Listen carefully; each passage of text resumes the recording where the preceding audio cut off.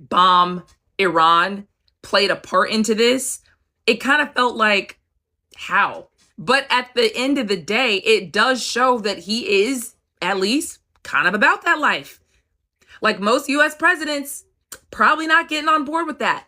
I personally was a little worried. I didn't know how Iran was going to respond. I was worried. They were talking about sleeper cells are going to get activated in the US and all this stuff's going to happen as a result of this. And then nothing happened and everything was fine. Great.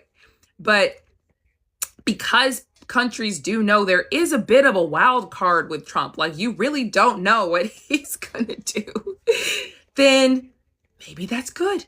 Maybe that's bad. Maybe they have to rethink things. Maybe some things are a threat. Maybe some things aren't. You literally never know.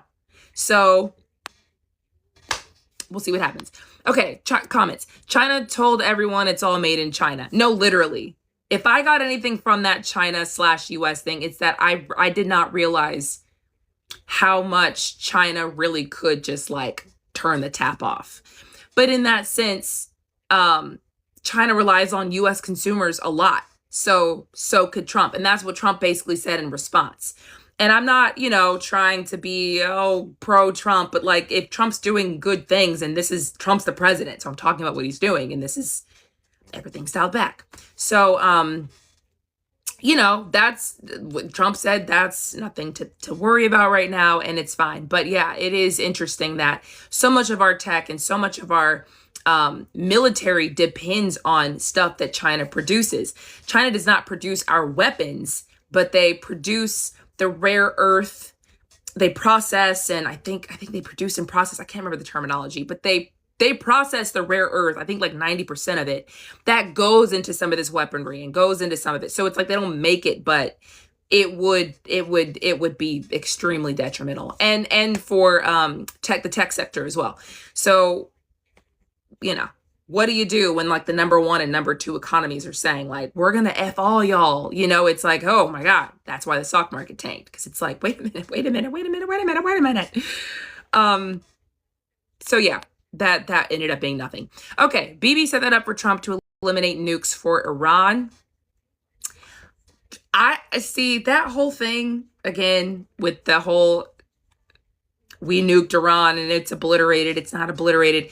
Where is the nuke juice? Nobody ever found that. Like that's to this day, from my understanding anyway. And if somebody has more information, like please feel free to drop it in the chat or like come up.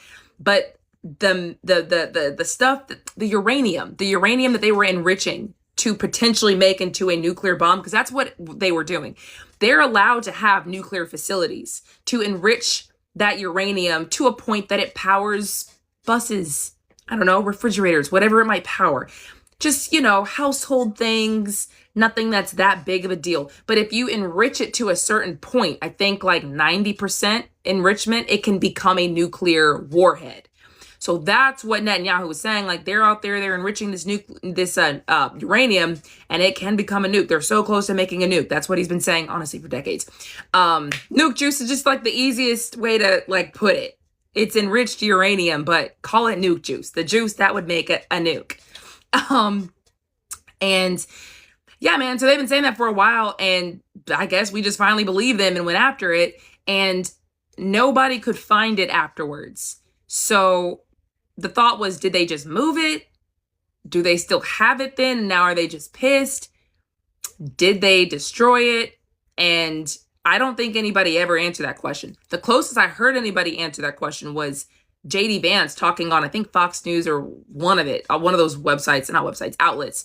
And he was saying like, well, we don't really care about where the nuke juice is. We just were after destroying the facilities. If they can't enrich it anymore, then doesn't matter where it is. Doesn't matter who has it. And it's like, okay, because that's a really big part of it. So I didn't think that made much sense because they might have other facilities. What if they just rebuilt, like the nuke juice is the stuff that's like, oh, they've been enriching this for so long, whatever. So I don't even know how we spiraled into this topic.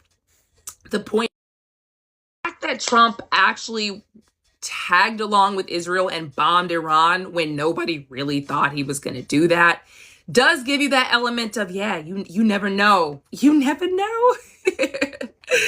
Oh my gosh, thank you so much. Queen Cleopatra, thank you so much.